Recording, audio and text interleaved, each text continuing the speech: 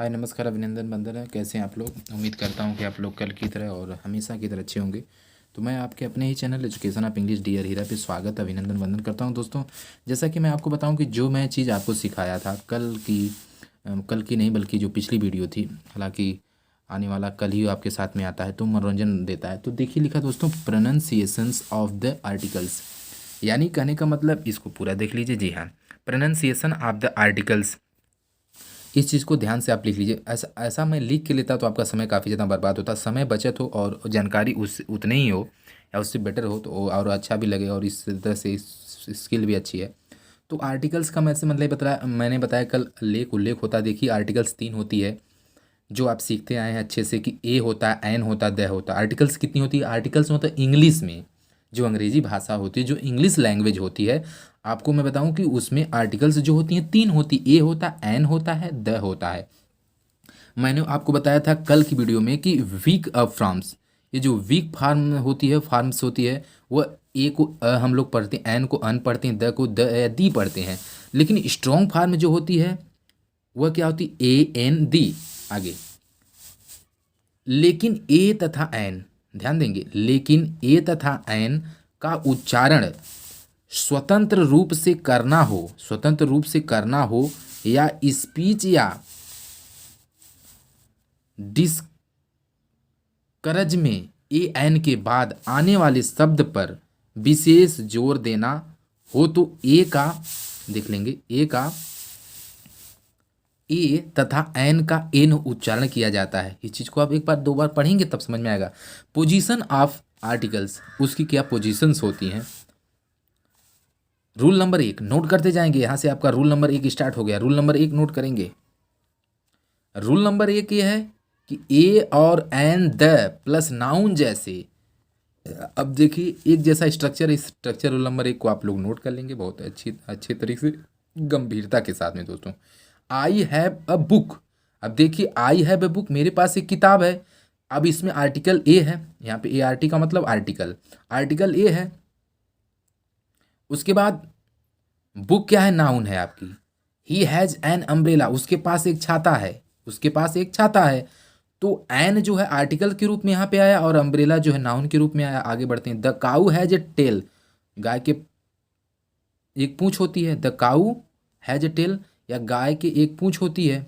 तो अब देखिए द जो होता है वो आर्टिकल है, काऊ जो है नाउन है, हैज तो आप लोग जनबे करते हैं, ए क्या आर्टिकल है, और टेल क्या है? दुम जो है, पूंछ जो है, ये भी नाउन के रूप में कार्य की है।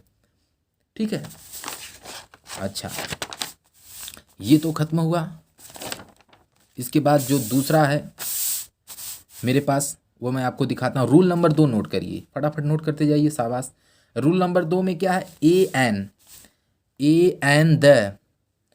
मैं आपको सबसे विधिवत तरीके से पढ़ा रहा हूँ, ऐसे स्ट्रॉन्ग जोन से पढ़ा रहा हूँ कि आप लोग इंग्लिश के मास्टर हो जाएंगे। कोई ज़रूरत नहीं कि आप एमए करेंगे तो इंग्लिश के मास्टर कहे जाएंगे।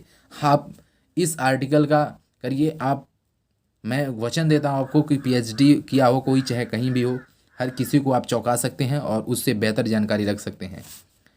Rule second, a an the plus adjective plus noun जैसे, जैसे इस चीज़ को आप लोग लिख लीजिए और इधर देखिए। She is an intelligent girl, she is an intelligent girl, वह एक बुद्धिमान लड़की है। देखो सी तो ऐसे प्रोनाउन के रूप में आया, नाउन के स्थान पे आता है, आप लोग जनबे करते हैं।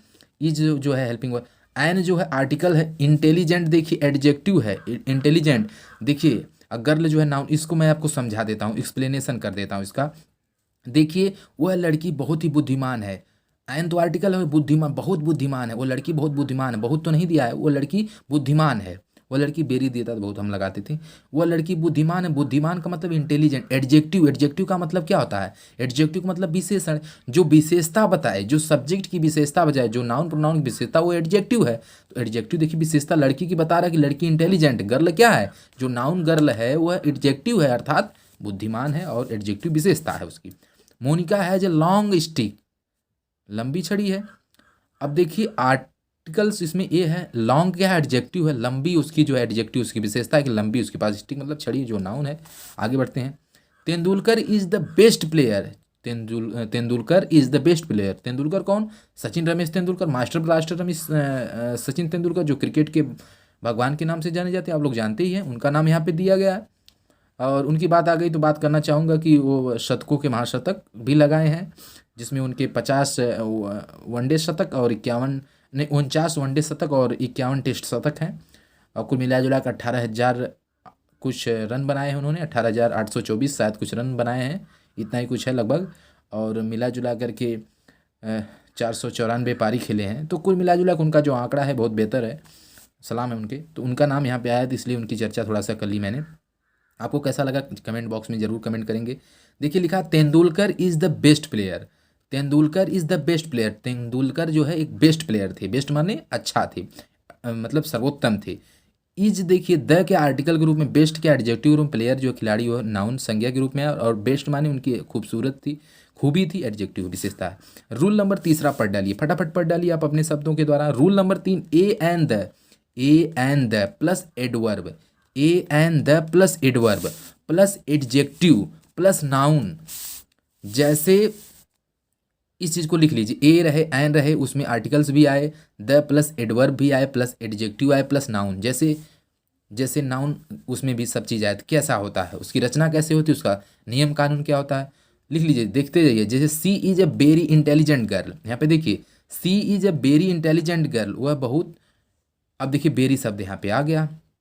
सी is a very intelligent girl, वह बहुत ही बुद्धिमान लड़की है। अब देखिए बहुत शब्द की मैं जिक्र कर रहा था, आगे आपको मिल ही गया। तो सी इज ए वेरी, अब ए क्या आर्टिकल, वेरी मतलब जो है बहुत, ये क्या एडवर्ब है, यानी क्रिया का विशेषण, मतलब क्रिया का विशेषता बता रहा है, क्रिया विशेषण है, यानी क्रिया की विशेषता बता रहा है कि she is a very intelligent girl, वह जो लड़की है वो बहुत ही इंटेलिजेंट है, बुद्धिमान है। तो ये है इंटेलिजेंट, एडजेक्टिव विशेषता है उसकी कि वो बुद्धिमान है। अब वेरी मतलब ज़्यादा है, यानी कि वर्ब की, यानी कि वर्ब की विशेषता बता रहा है, क्रिया की विशेषता और बता रहा है, और ज़्यादा उसमें जो घी का काम कर रहा है आग में। तो गर्ल जो लड़की वो नाउन होता है। ये आगे बढ़ते हैं। He is the very best player, अभी देखिए he is the very best player, अब द इसमें आर्टिकल है, वेरी एडवर्ब है, जाहिर सी बात है जैसा आप यहाँ पे समझे हैं, और बेस्ट एडजेक्टिव है, और यह नाउन है। आगे बढ़ते हैं। नोट, नोट कर लीजिए इस चीज़ को, द वेरी का अर्थ वही होता है।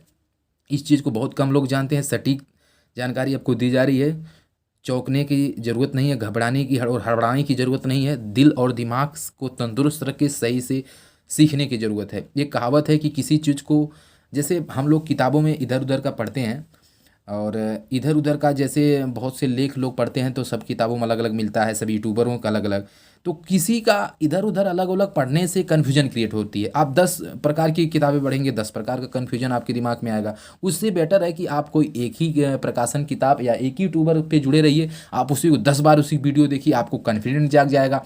जब वो आदमी इंग्लिश स्पीकिंग कर सकता है, उसके पास डिग्री है, उसके बाद पढ़ाने की जो शैली फर्जी तो है नहीं, और फर्जी रहेगा तो कितना दिन काम कर पाएगा। तो ऐसे में उसे क्या, किसी के पास कौन सा समय बची है। तो कुल मिला जुला करके आपको दिल और दिमाग से समझना चाहिए। नोट कर लीजिए, द वर्ब का अर्थ वही होता है, इसका प्रयोग नाउन पर जोर देने के लिए होता है या किया जाता है। जैसे this is the very girl, यह वही लड़की है, this is the very girl, यह वही लड़की है।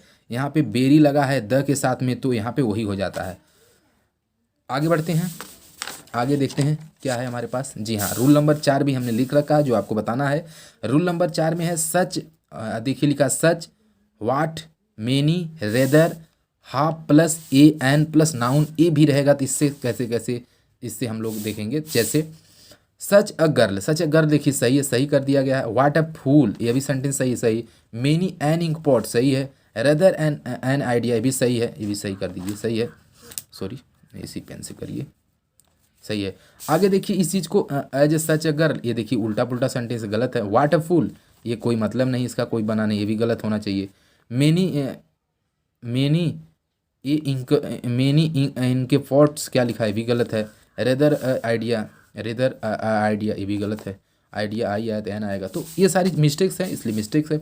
आगे नोट कर लीजिए, इस चीज़ को नोट कर लीजिए। नोट ये है कि मेनी के बाद प्लूरल नाउन का प्रयोग होने पर, मेनी के बाद, यहाँ पे ध्यान से देखिएगा दोस्तों कि मेनी के बाद, थोड़ा सा वीडियो सर सही करिए, थैंक यू।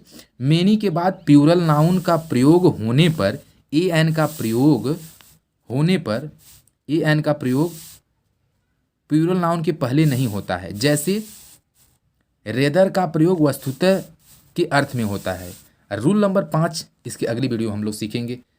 लंबी वीडियो ना हो इसलिए इसकी तुरंत वाली वीडियो जरूर देखिए। चैनल को सब्सक्राइब करिए और हमारे चैनल पे बने रहिए।